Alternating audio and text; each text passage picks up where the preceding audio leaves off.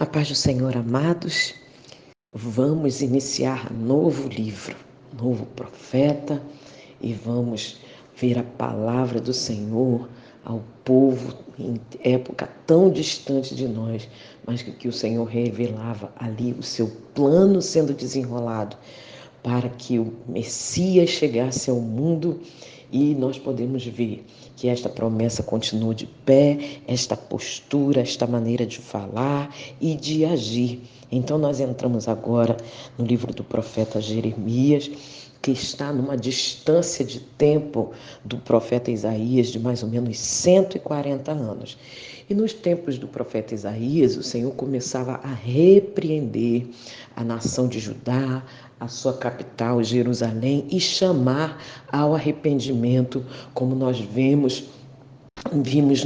no livro de Isaías que acabamos de ler. Então, palavras de consolo, de conforto, de chamada, de correção, de chamá-los a vir para a sua presença, porque eles estavam se desviando e ia ser necessário haver uma correção mais drástica, porque o Senhor não tem prazer em perder os seus. Mas durante esses 140 anos, desde os dias do profeta Isaías até o profeta Jeremias, só houve uma decadência cada vez maior, uma rebeldia cada vez maior, uma resistência cada vez maior à voz de Deus, porque também neste tempo o Senhor foi levantando outros profetas, como nós vamos ver quando entrarmos na seção dos profetas menores. Muitos deles profetizaram nestes dias, neste espaço de tempo. E por último, agora o Senhor chama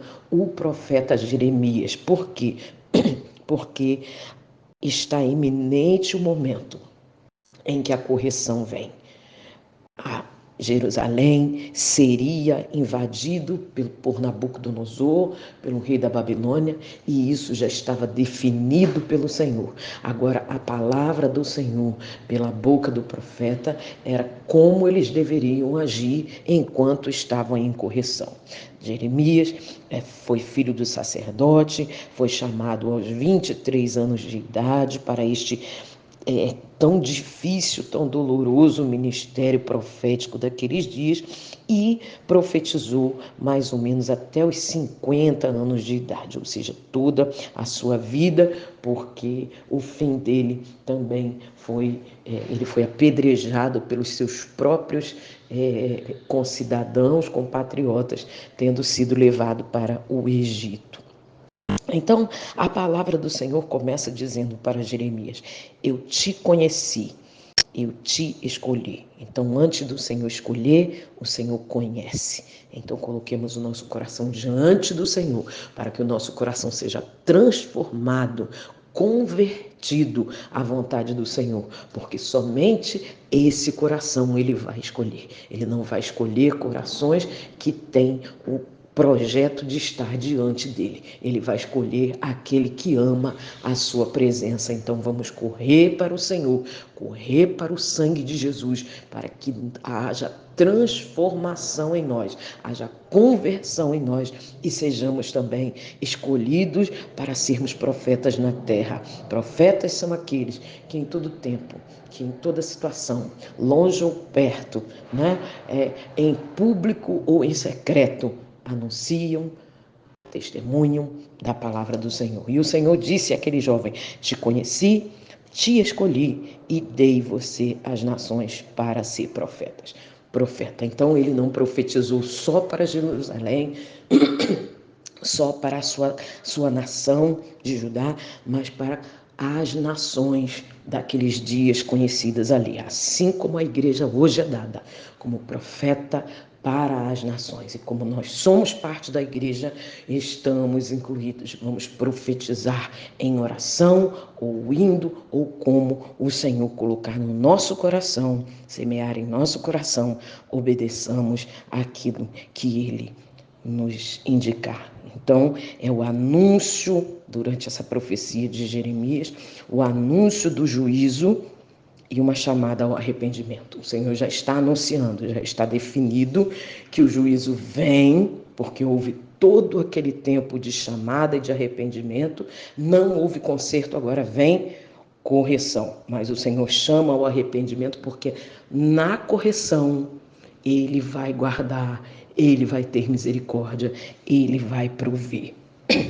Então, o profeta Jeremias faz menção de toda as bênçãos e maldições da aliança que o Senhor disse lá a Moisés quando a nação estava sendo formada, e agora ele coloca: nós estamos indo para o cativeiro, sim, porque não obedecemos à aliança do Senhor.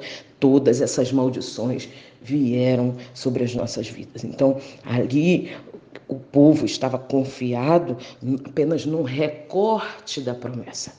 Eles estavam lembrando que o Senhor disse a Davi que estabeleceria o seu trono para sempre, então imaginaram que isso valia até mesmo para quem abandonasse ao Senhor, para quem blasfemasse, para quem rejeitasse. E não é assim. A promessa está firme e segura na vida daquele que se põe debaixo da promessa. Então, somos chamados a viver os termos completos da aliança. Não recortar pedacinhos que para nós valem, que para nós interessam, e não entender que há todo um contexto, há todo um porquê, há todo um chamado para que nós possamos ser abençoados. Então, a invasão babilônica acontece nesses dias de Jeremias e a queda de Jerusalém. Então, é entendida como disciplina e consequência daquela rebeldia do povo. A mensagem de Jeremias era que o mal já estava determinado, mas a palavra do Senhor era que Jerusalém e seus habitantes deveriam se sujeitar à Babilônia. Entender que Deus estava fazendo aquilo, Deus estava trazendo correção, não tinha mais o que recorrer. O Senhor chamou, o Senhor pediu, levantou profetas, esclareceu e não houve quem retornasse. Então agora já estava determinado, mas naquele longo exílio em Babilônia, diz a palavra do Senhor pelo profeta, deveriam buscar o bem e a paz da cidade onde estavam, lá no lugar da correção, lá no nosso lugar de correção, é lá mesmo sofrendo a correção que o Senhor não nos abandona. Nós vamos buscar a paz, nos resignar às consequências das nossas escolhas, mas o Senhor vai nos guardar, nos preservar. E também, dentro de toda esta palavra tão dura, o Senhor não deixa de anunciar a nova aliança, é ressaltado também nesse contexto, ou seja, a promessa do Senhor continua intacta, o que o Senhor está fazendo continua em curso, tão somente Ele nos chama e nos sacode para virmos fazer parte daquilo que Ele está preparando, novo céu, nova terra, com todos aqueles que servem a Ele. Esses textos do profeta Jeremias são usados na igreja primitiva, são mencionados, ou seja, são validados como promessa, como palavra do Senhor. E aí nós vemos o chamado de envolvimento na missão, a missão que é de Deus e que nós somos chamados a estar nela. E dentro dessa missão, uma chamada ao arrependimento continua sendo a voz do Senhor. Uma informação sobre a iminência de dias difíceis continua sendo a mensagem que o Senhor proclama. Um consolo aos que estão fora da terra, aos desterrados daqueles dias, e nós que somos estrangeiros, continua esta palavra válida na missão do Senhor. E o anúncio da nova aliança, que em Jesus se completa, mas nós atravessamos esses dias até que tudo se consume ali na frente, com um novo céu, nova terra e os remidos do Senhor, vivendo como Ele projetou que Adão e sua posteridade vivesse. Ele reconstrói tudo. Ele mesmo envia o seu próprio Filho, morre a nossa morte, e para que nós possamos nascer de novo e entrar neste novo céu, nesta nova terra. É o projeto de Deus. Leiamos e sejamos edificados. Deus nos abençoe.